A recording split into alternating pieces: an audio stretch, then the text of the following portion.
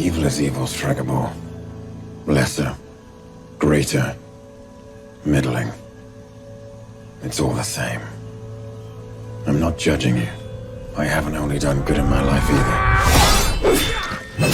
But now, if I have to choose between one evil and another,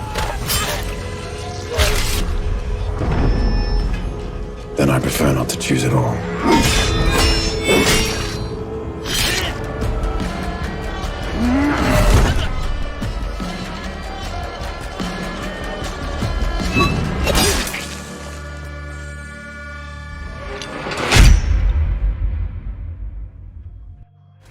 What happened with you motherfucker goat?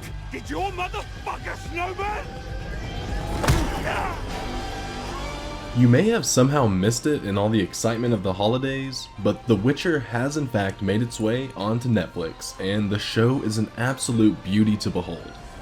From strong characters to the authentic tone, dialogue, and truly every fine detail pulled soulfully from the books, it really is a must-watch experience. While critics have had mixed feelings, fans of the franchise will be awestruck at traveling through the world of The Witcher. So much so that the show has already been signed on for a season 2 slated for a release in 2021. It is a long time to wait, but what that tells us is that they are only going to make the show bigger and better.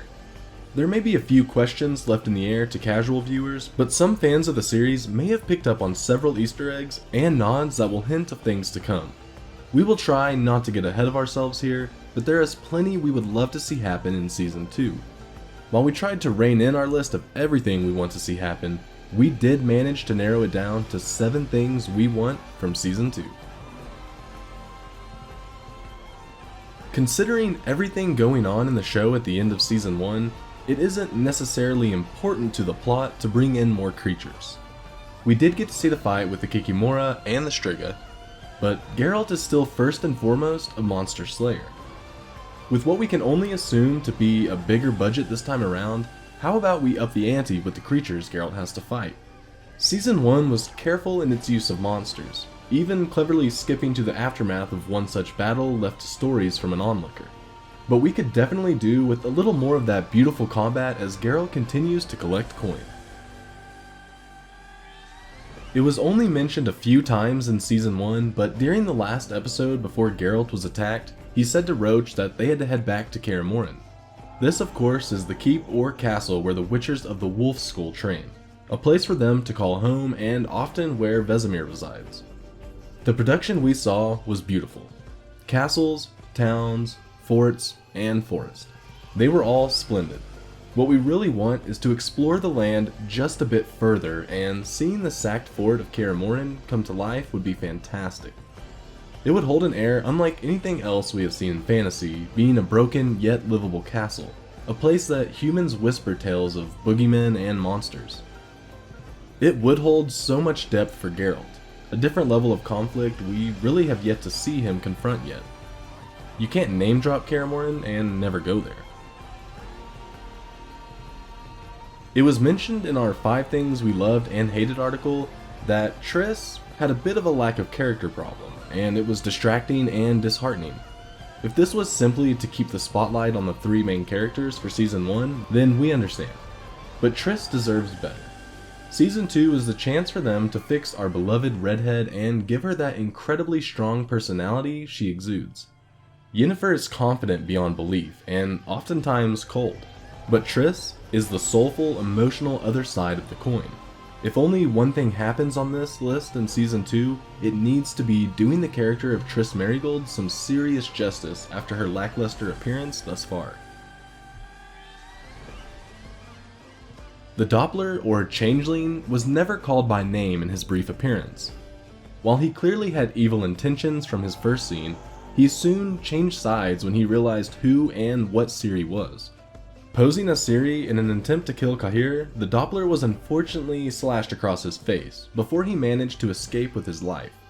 To the viewers, the Doppler is merely another monstrous being with the potential for good. But for those familiar with the Witcher series, it might be an interesting surprise for the future. Geralt eventually has an ally often called Penstock, but more commonly known as Dudu. Which surely that can't be right. Dudu is a Doppler who often prefers to appear as a halfling who simply wants to make some coin. After being unfortunately scarred with a rather substantial gash across his face, Dudu is unfortunately unable to remove the scar when transforming into other people. The scar at the hands of Kahir looks suspiciously like that which defines Dudu. Could this be the beginning of an odd friendship down the road? Keep an eye out in Season 2 for any copies who happen to have a similarly shaped scar.